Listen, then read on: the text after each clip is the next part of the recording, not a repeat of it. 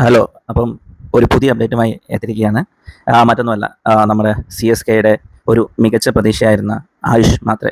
അപ്പോൾ നമുക്കറിയാം, ലാസ്റ്റ് കളിയിൽ ഹൈദരാബാദിനടുത്തുള്ള കളിയിൽ പുള്ളി ഡബിൾ ഓടാൻ ശ്രമിക്കുന്നതിനിടെ പുള്ളിയുടെ ലെഫ്റ്റ് ഹാംസ്ട്രിങ്ങിന് പരിക്ക് പറ്റിയിരുന്നു. അപ്പോൾ അന്ന് കണ്ടപ്പോൾ തന്നെ തോന്നിയിരുന്നതാണ് പരിക്ക് ലേശം ഗുരുതരമായിരിക്കുമെന്ന്.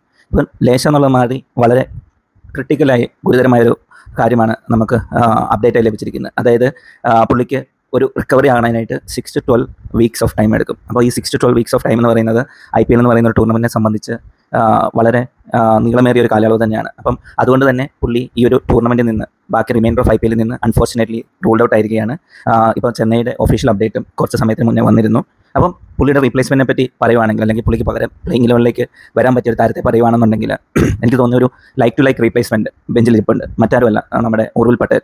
ഈ ഉർവിൽ പട്ടേൽ എന്ന് പറഞ്ഞ ഈ മനുഷ്യൻ വളരെ ഹാർഡ് വർക്കിംഗ് ആയിട്ടുള്ള, ഇതിന് മുന്നേ ഉള്ള ചാൻസ് കിട്ടിയ സമയത്തൊക്കെ പുള്ളിയെ കൊണ്ട് പറ്റുന്ന രീതിയിൽ തന്നെ കഴിവുകൾ തെളിയിച്ചൊരു മനുഷ്യനാണ്. പക്ഷേ അതെല്ലാം ഓപ്പണിംഗ് സ്പോട്ടിലേക്കായിരുന്നു.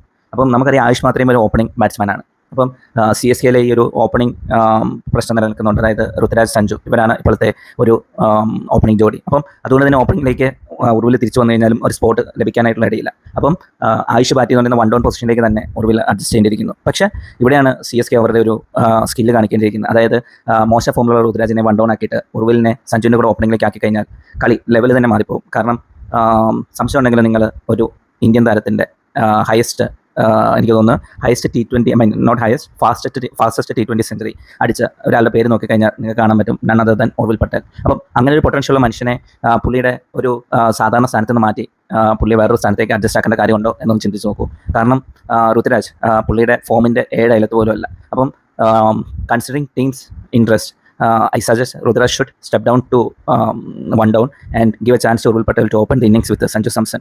അങ്ങനെ ഒന്ന് ശ്രമിച്ചു നോക്കും, നമുക്ക് കാണാം മാജിക്കൽ. അപ്പം എന്തായാലും നമുക്ക് പുതിയ അപ്ഡേറ്റുമായി വീണ്ടും കാണാം. അതുവരെ താങ്ക് യു, ബൈ.